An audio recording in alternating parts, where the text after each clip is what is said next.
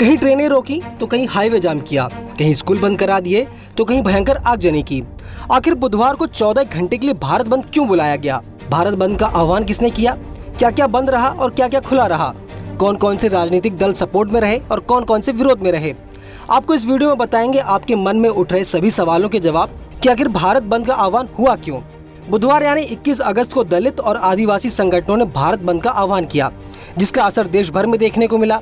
उनकी मांग है कि SC, ST और OBC के लिए आरक्षण पर नया कानून पारित किया जाए। साथ ही सुप्रीम कोर्ट के हाल ही के अपने कोटे में कोटा वाले फैसले को वापस ले या फिर पुनर्विचार करे।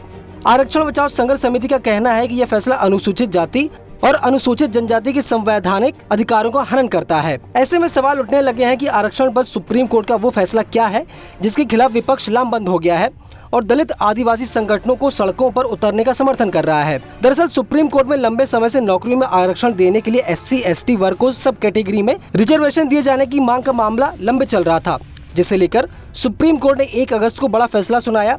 या फिर यूं कह लीजिए कि सुप्रीम कोर्ट ने साल 2004 के अपने पुराने फैसले को पलट दिया है और पंजाब अनुसूचित जाति एवं पिछड़ा वर्ग अधिनियम 2006 और तमिलनाडु अरुणथियार अधिनियम पर अपनी मुहर लगा दी और कोटा के अंदर कोटा यानी सब कैटेगरी में रिजर्वेशन को मंजूरी दे दी। इससे पहले 2004 में सुप्रीम कोर्ट की 5 जजों की बेंच ने EV चेन्नैया बनाम आंध्र प्रदेश सरकार से जुड़े मामले में फैसला दिया था। तब कहा गया था कि राज्य सरकारें नौकरी में आरक्षण के लिए अनुसूचित जाति और अनुसूचित जनजातियों की सब कैटेगरी नहीं बना सकती, क्योंकि वे अपने आप में स्वजाति समूह हैं। जबकि उस फैसले के खिलाफ जाने वाली पंजाब सरकार का तर्क था कि इंदिरा साहनी बनाम भारत संघ में सुप्रीम कोर्ट के 1992 के फैसले के तहत यह स्वीकार्य था, जिसे अन्य पिछड़ा वर्ग यानी OBC के भीतर सब कैटेगरी की अनुमति दी थी। पंजाब सरकार ने मांग रखी थी कि अनुसूचित जाति के भीतर भी सब कैटेगरी की अनुमति दी जानी चाहिए। अब बात करते हैं उन राजनीतिक दलों और संगठनों की जो भारत बंद को सपोर्ट कर रहे हैं। भारत बंद को दलित और आदिवासी संगठन के अलावा अलग अलग राज्यों की क्षेत्रीय राजनीतिक पार्टियां भी समर्थन कर रही हैं।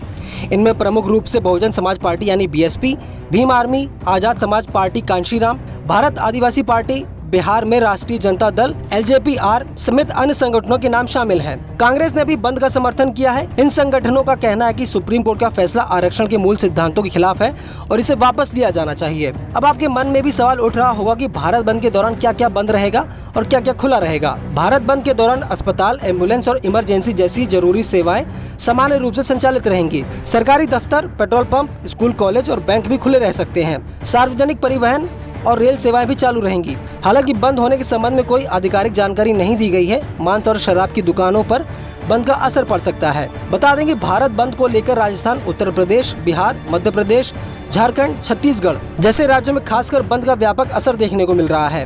कुछ राज्यों में ट्रेनें रोक दी गई हैं, कई हाईवे जाम कर दिए गए हैं, कई स्कूलों में छुट्टी घोषित कर दी गई है। इसके अलावा कई शहरों में आगजनी जैसी घटनाएं भी देखने को मिल रही हैं। इस खबर पर आपकी क्या राय है, हमें कमेंट करके जरूर बताएं और ऐसी ही खबरों के लिए बने रहिए न्यूज़ 18 इंडिया ओरिजिनल्स के साथ।